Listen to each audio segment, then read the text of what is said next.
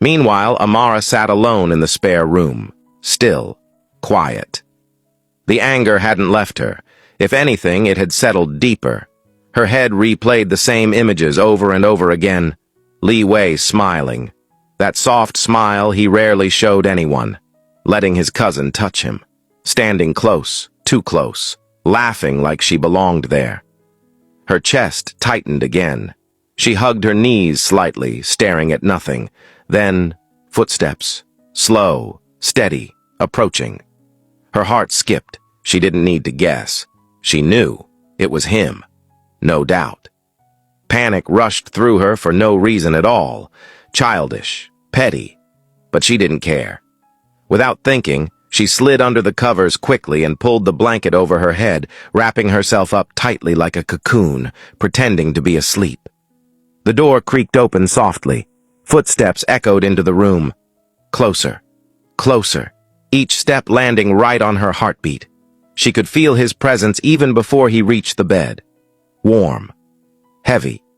Familiar. Hovering near her. Then his voice came. Gentle. Soft in a way only she ever heard. He called her princess and asked if she was okay. Asked why she suddenly disappeared. Amara stayed completely still. Didn't move. Didn't breathe too loudly. Liwei stood there watching her. And he knew. Of course he knew. She was pretending. His voice came again, lower this time, calling her babe, telling her to talk to him. Asking what exactly happened. He told her he had been waiting outside the bathroom for her, that she never came back, that he immediately went looking for her. He asked if something went wrong, if she didn't like the fashion show. Still, silence. Under the blanket, Amara held her breath stubbornly, refusing. Liwei sighed softly and sat beside her. The mattress dipped under his weight. He reached for the blanket, trying to pull it down, but she gripped it tightly, wouldn't let go. For a moment, there was only quiet. Then, he laughed, soft, helpless, amused, like he found her tantrum ridiculous and cute. He told her he wouldn't know what he did wrong if she didn't talk to him. Called her babe again, told her to stop acting this way. That tonight was supposed to be a good night. And he hated seeing her like this. Finally, her voice came muffled from under the blanket. Small. Stubborn. She told him she would sleep at Ming's place. And if he still wanted to enjoy the after-party, he could go back. The air changed instantly. Liwei went quiet. His expression shifted slightly. Then he stood up and told her calmly that she shouldn't blame him for what he was about to do. Amara blinked beneath the blanket, confused. Before she could even process what he meant, suddenly she felt herself lifted. The entire world tilted. He scooped her up, blanket and all, like she weighed nothing, still wrapped like a dumpling. She squirmed inside the blanket, startled. Her voice came out muffled, telling him to put her down, but he didn't even hesitate. He simply held her tighter against his chest and walked out. Like carrying her away was the most natural thing in the world. They passed through the living room. Momo and Ming looked up and froze, both of them staring at the sight. Liwei walking out calmly with a fully wrapped, struggling Amara in his arms. Like he had just kidnapped her. They tried so hard not to laugh. Failed. Barely. From inside the blanket, Amara kept protesting, telling him to put her down. But Liwei only adjusted his hold and glanced at Ming casually, telling him he would return the blanket tomorrow, as if this was completely normal behavior. Then he walked out. Just like that. Leaving Ming and Momo standing there in stunned silence, before they both burst into quiet, disbelieving laughter at how absurd and ridiculous the whole situation was. Liwei walked Amara to the car and gently placed her in the passenger seat, still wrapped in the blanket like a small cocoon, visibly upset and refusing to look at him. He got into the driver's seat and glanced at her, catching the way she deliberately turned her face away, and he only laughed lightly at her stubbornness before leaning across to buckle her seatbelt. She tried to shift away, but he didn't let her. In that moment, their eyes met. She was forced to look at him. He was very close, too close. Their faces only inches apart, their breaths brushing against each other, rising and falling in sync. The way he looked at her, that intense gaze he always wore when she threw tantrums, made her whole body soften despite herself. It made her weak. Electric currents ran through her veins, spreading warmth through her chest and down her spine. She knew she was supposed to be mad at him. She really was. But there was something about the depth in his eyes, the way he looked at her like she was the only thing he saw, that made her want to lose herself in him all over again. Her heart raced, pounding so loudly she was sure he could hear it, as if she were falling in love with him again right there in the car. Trying to regain control, she attempted to look away. His hand came up immediately, clasping her face and forcing her to look back at him, their eyes locking once more. His voice was firm, yet gentle, as he told her that if she kept moving and throwing a tantrum like this, he was going to use handcuffs like last time. He leaned in slightly, his tone dropping, telling her she could only ever run toward him, not away from him. Then he leaned in again, his voice lower, quieter, asking if she understood. She found herself nodding before she even realized it, completely submitting, yielding to him without resistance. Satisfied, he told her to be a good girl and sit still, then leaned back into his seat and started the car. Amara tried her best not to look at him as he drove, staring straight ahead, but she couldn't help herself. She stole glances at him, thinking he wouldn't notice. He did. A faint laugh slipped from his lips as he reached over with one swift motion, grabbing her hand and holding it firmly in his while he drove.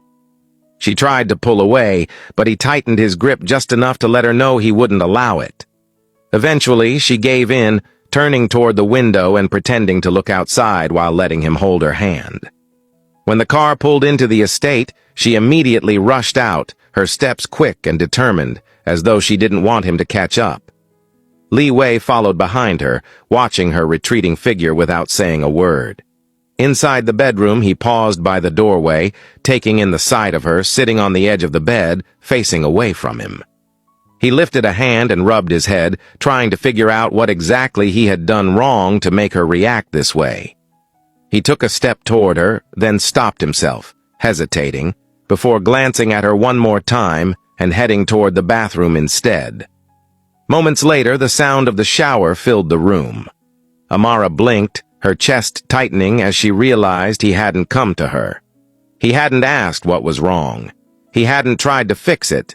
It felt like he was ignoring her completely. When he came out of the bathroom, she immediately turned her face away again. He paused, looking at her still sitting exactly where he had left her, before walking over and kneeling in front of her without a word. He slipped her shoes off gently, then stood and began removing her outfit. She tried to resist, but one look from him, that look, made her submit instantly, and she sat still as he dressed her in a sleeping robe. She refused to look at him, folding her arms stubbornly to show how upset she was. But it was as if he didn't notice at all. He focused solely on taking care of her, wiping her makeup away carefully, ignoring her pouting entirely. When he finished, he simply left the room. Amara sat there alone, her thoughts spiraling as she wondered if he wasn't going to ask what was wrong at all, or even apologize. It felt like he was deliberately ignoring her tantrum. His footsteps echoed again as he returned, and she immediately turned her face away, remaining in the same position. He walked over and sat beside her quietly, still saying nothing, holding a small bowl of noodles in his hands. He lifted the chopsticks toward her mouth. She tried to protest, but that same look stopped her, and she slowly opened her mouth, letting him feed her. No words, no questions. When he was done, he slid into bed and let his eyes drift back to her. Finally, he spoke, his hand brushing lightly over hers as he told her to come to him. She looked away, pretending not to hear him, pretending that the simple command hadn't completely undone her. His voice came again, dominant yet gentle as he told her to come now. Her heart skipped violently. She wanted to throw herself into his arms, but she forced herself to stay still. She was supposed to be upset. She wasn't supposed to melt this easily. But then she felt his strong arms circle her waist, pulling her toward him. She didn't resist. She let him. He laid her against him, turning her so she faced him fully, his eyes never leaving hers. He leaned in slightly, his voice deep, tender, intimate, as he told her to tell Daddy what he had done wrong. And in that moment, it felt like the threads holding her heart together finally came loose. Amara's eyes slowly lifted to his. He didn't look away. He held her gaze steadily, patiently, as though he was waiting for her to find the courage to speak. His hand came up to her face, brushing her cheek in a way that was gentle but firm, grounding, and he told her to talk to him. She hesitated, just for a moment. Then her voice came out low, quiet, as she told him she didn't like the way his cousin touched him. She told him she didn't like how much he smiled with her, how he barely looked away, how all his attention had gone to her instead, how she felt like she had been standing there invisible while he gave someone else what she thought was hers.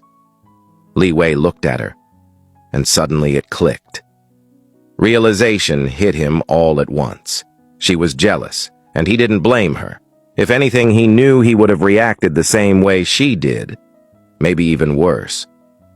A faint chuckle escaped him as he looked away, trying to hide the slight blush that crept onto his cheeks. His heart softened, melted completely, because her jealousy had gone that far only meant one thing. She loved him, deeply. He looked back at her, leaning in slightly, his eyes fixed only on hers. His thumb brushed over her cheek again as he asked gently what else was bothering her, what else he had done to make her upset. Amara looked down for a brief moment, gathering her thoughts, before lifting her gaze back to him. She admitted that the other thing wasn't really because of him. It was because of her. He told her to say it, and she did. Her voice came through, honest and vulnerable, as she told him she felt like she didn't fit into his world, like there was a distance between them she couldn't cross. He was used to luxury, to the upper-class world, to things she had never known, and she wasn't. She told him she felt like she would embarrass him standing beside him, like earlier, when she hadn't even known something as simple as which designer she was wearing. As she spoke, Liwei's expression shifted. Pain. Real, visible pain flickered in his eyes. He took her hands in his, holding them firmly, and told her never to think like that again. He told her she should never believe she wasn't fit to stand beside him, because she was more than fit. She belonged there, by his side, and without her he wouldn't function at all. He told her those little things shouldn't bother her, that he didn't care whether she knew about luxury or not. If she wanted to learn, she would learn bit by bit, and if she didn't, it wouldn't matter either. To him, she was the best gift he had ever been given. He leaned in and asked her to promise him she would never think like that again. Amara nodded slowly. He told her not just to nod, to say it. And her voice came through, soft but sure, promising she wouldn't think like that again. A smile tugged at his lips. Then he told her about his cousin, that they had been close since they were kids, that this was simply how they talked and interacted, and that she wasn't a bad person. He assured her he would never look at her that way or feel anything inappropriate toward her. Leaning in teasingly, he added that since his wife didn't like it, he would stop. He would draw a boundary with her going forward. He asked if that satisfied her. Amara nodded shyly. Still holding her gaze, he asked if there was anything else he had done to make her upset, or anything else that made her act the way she did. She shook her head softly. Liwei held her hands and reminded her that as a married couple they had to communicate. They couldn't run away or hold things in. They had promised each other that no matter how much they fought, they would stay until they fixed it. Amara nodded again in agreement. Before she could say anything else, her phone rang. She froze. She looked down at the screen. An unknown number. Hesitantly, she answered. A professional voice came through asking if she would like to accept a prison call from Mr. James, who was requesting to speak with her. Amara's breath caught. She froze completely, wondering why her father suddenly wanted to talk to her, out of nowhere. Amara immediately glanced at liwei, her fingers tightening slightly around her phone as she asked him quietly if she should take the call. Liwei looked at the screen, then back at her, and told her maybe it had something to do with Bao Bao. That alone made her heart skip. She nodded and agreed to be connected. The line beeped softly. Once, twice, then finally, his voice came through. Rough, older, unfamiliar and familiar at the same time. He asked if she was there. Amara didn't answer immediately. Her lips parted, then closed again. Silence stretched between them before she finally told him she was there and asked what he wanted. James's voice was filled with something she had never heard from him before. Gratitude. He told her he knew he was the last person she would want to speak to, that he had done too many despicable things to her, too many things he could never undo. Amara's brows tightened. She didn't want apologies, didn't want memories, didn't want excuses. She cut him off and told him to get to the point. There was a brief pause. Then he said it would be best if they talked face to face. He asked if she was willing to come see him. Said he really needed to talk to her. Amara didn't respond. Her throat tightened. This was the same man who had treated her like she was a stain, like something rotten that needed to be cut out of his life. The same man who had looked at her life as disposable, who had almost killed her just to save someone else. Her fingers slowly curled into her palm. James's voice came again, softer this time, almost pleading, saying it would only be once, and that after this he wouldn't ask her to come again. Amara glanced at liwei. He hadn't spoken, hadn't interrupted. He simply watched her, calm, steady, waiting. She whispered, asking him what she should do. Liwei told her to follow her heart. James spoke again before she could think. He said what he wanted to talk about was also about her mother. At that, Amara straightened instantly, her back stiff, her voice sharper. She asked what about her mother. James only repeated that it was something they should talk about face to face. Silence fell again, heavy. After a long moment, she told him she would think about it, then ended the call. The room felt too quiet, too still.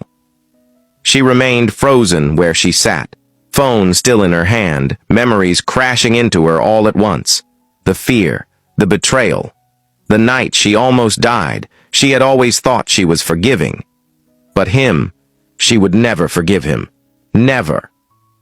Before she realized it, liwei pulled her gently toward him, laid her against his chest. His arms wrapped around her completely, warm and firm and safe. A soft kiss pressed against her forehead as his voice came low near her ear, telling her she didn't have to go if she didn't want to, that whatever decision she made, he would support her. Always. Amara looked up at him, nodded, a small smile forming despite everything. Then suddenly, he laughed, softly. She blinked, confused, asking what he was laughing about. He shook his head and said he wouldn't say it. That only made her more curious. She shifted closer, poking at him, asking him to tell her. He looked back at her, still smiling, and admitted that somehow, he loved it when she got upset at him and threw those silly little tantrums. He said the way her mouth pouted and how she folded her arms whenever she was angry was actually very funny. Amara immediately covered her face, embarrassed, telling him to stop saying things like that. But liwei only continued teasing her, saying next time he was going to take pictures because she looked ridiculous. She grabbed a pillow and hit him. He blocked it, laughing, still teasing, saying her mouth looked like a duck when she was mad. He laughed harder. She kept hitting him, telling him to stop, that it wasn't funny at all. Finally, he caught her wrist gently and pulled her closer. Then his laughter faded. His eyes softened. He told her there was only one thing he was worried about. She asked what. His hand slid around her waist, drawing her against him as his voice dropped lower, warmer, telling her that if she got this upset over small things, he couldn't imagine what kind of mood swing she would have when he finally put a baby in her, when she got pregnant. He said he might have a huge problem managing her hormones one day. Amara's face burned instantly. She hid under the blankets, mumbling that it was too early to talk about things like that. Liwei only laughed, then slipped under the sheets with her. And soon, their laughter filled the room again, light and warm, chasing away everything heavy that had lingered moments before. The following day, at the hospital, May sat quietly in a wheelchair as one of the nurses pushed her outside for fresh air, a police officer following closely behind since she was still under watch, still considered a criminal. People passing by couldn't help but stare. Some slowed down, some whispered, some didn't even bother hiding it. They spoke about how despicable she was, how she had tried to murder an innocent girl, how she deserved to end up like this. Every word carried, every glance cut. May lowered her eyes, refusing to look up, feeling as though the ground might open and swallow her whole. Her heart sank heavier and heavier in her chest. Somehow, her life had ended up like this, a criminal in the public's eyes, and worse, a cripple. Someone who would never walk again, and after everything she had done, she still hadn't even managed to save her daughter. All her sacrifices, all her schemes, all of it had been in vain. Just to end up like this. Pathetic. Powerless. The nurse slowly pushed her toward the garden. May's voice came out faint as she told her to stop there, saying she liked the smell of the flowers. The nurse nodded and stopped. For a moment, May closed her eyes, letting the breeze brush against her skin, letting the scent of flowers fill her lungs, trying, desperately, to quiet the thoughts that had been eating her alive day and night. Then, the sharp sound of heels clicking echoed toward her. Slow, deliberate, each step crisp against the pavement. Her eyes opened and froze. Kai's mother stood right in front of her, watching her, scanning her from head to toe. May immediately looked away, but the woman laughed, a soft, mocking laugh. She told her she couldn't believe the mighty May, who once thought herself untouchable, was now nothing more than a cripple. Not just a cripple, a criminal, someone who would soon rot in prison forever. May clenched her fists and told her quietly that she wasn't convicted yet and that she might not even go to jail. Kai's mother leaned closer, her voice cold, as she told her to stop daydreaming. Her life was already over. Her husband was in jail. She would soon join him, and now she was nothing but a useless vegetable hated by the whole country. No matter what she did, people would only ever see a criminal. Prison was the only place left for her to hide. Each word landed like a blade. May's body trembled. Her heart ached so sharply she almost couldn't breathe. Then Kai's mother said something that made everything stop. She said her daughter had regained consciousness, but she would make sure she never breathed again. May's eyes widened instantly. She asked if it was true, if her daughter had really woken up.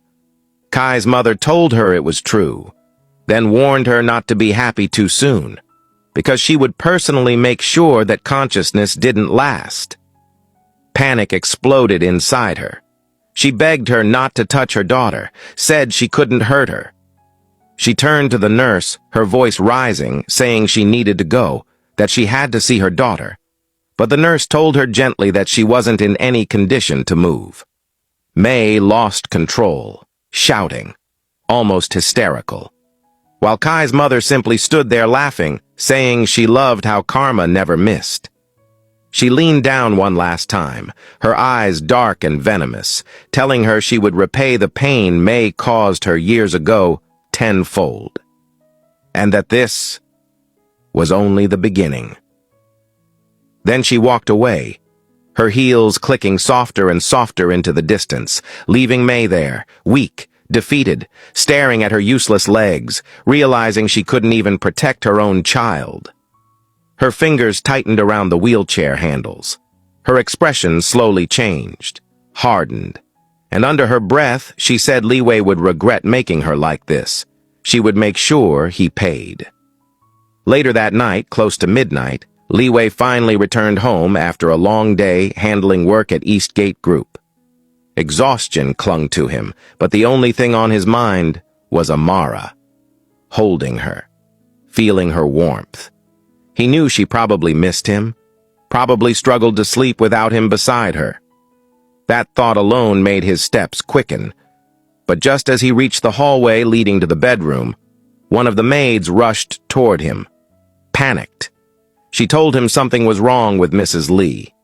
Liwei stopped immediately, asked what she meant. The maid explained that Amara hadn't eaten dinner, not even the light snacks they prepared, nothing at all. His chest tightened. He told her he would talk to her himself, then headed straight to the bedroom. The moment he pushed the door open, his heart nearly stopped. Amara was curled up on the floor, small, fragile, her arms wrapped tightly around her stomach, her body trembling, clearly not okay. He didn't think, didn't hesitate. He rushed to her immediately. Liwei didn't even think.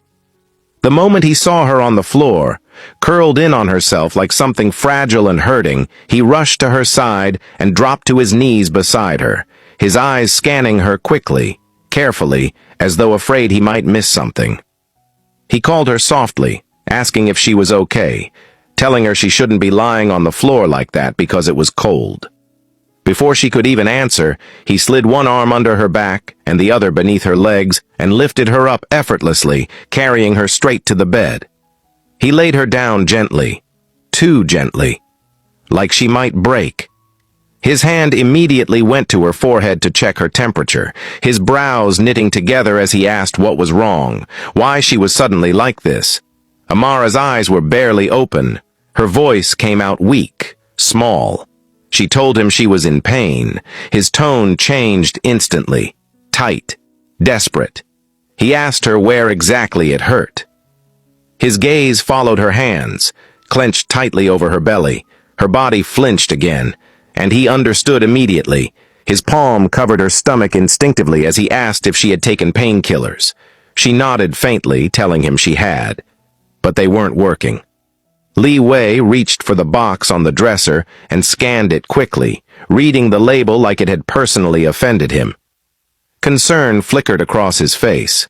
He leaned closer and asked why this time was different, because usually when her cycle came, she never complained about pain. So what changed now? Amara only shook her head weakly. She didn't know. Another sharp wave of pain hit her and she curled slightly. That was enough. Liwei stood immediately, adjusted her position, fixed her pillow, pulled the blanket over her properly, then told her he would be back as soon as possible. And he rushed out. In the kitchen, he stood with his phone in one hand, scrolling rapidly through articles and videos about how to soothe cramps. Natural remedies, heat therapy, anything, everything. Without wasting a second, he rolled up his sleeves and moved to the counter, slicing garlic, preparing whatever the instructions told him. The maid hurried in and addressed him respectfully, saying he didn't have to do it, that she would handle it. He stopped her immediately, told her he would do it himself. His eyes never even left his phone as he carefully followed every step, measuring, mixing, making sure nothing was wrong. Like someone performing surgery. Only when he was satisfied did he rush back upstairs. He soaked a towel in warm water in the bathroom, wrung it out, then hurried back to the bed. Gently lifting her shirt, he placed the warm towel over her belly, then helped her sit up slightly so she could drink the concoction. His hand cupped her face as he told her softly that they would try this first, that other help was coming too, so she didn't have to worry. Amara nodded faintly. His palm returned to her stomach, rubbing slow circles as he asked if the towel was helping. Said he read that warmth helped. Told her to endure a little. But she still flinched, still winced, and every time she did, something twisted painfully inside his chest. He hated this. Hated seeing her like this, helpless, weak.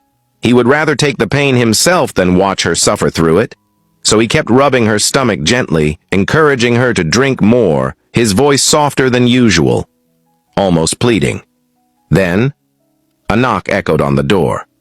Liwei didn't even look away from her. He simply told them to come in. The door opened immediately, and Ming rushed inside, medical briefcase in hand, urgency written all over his face.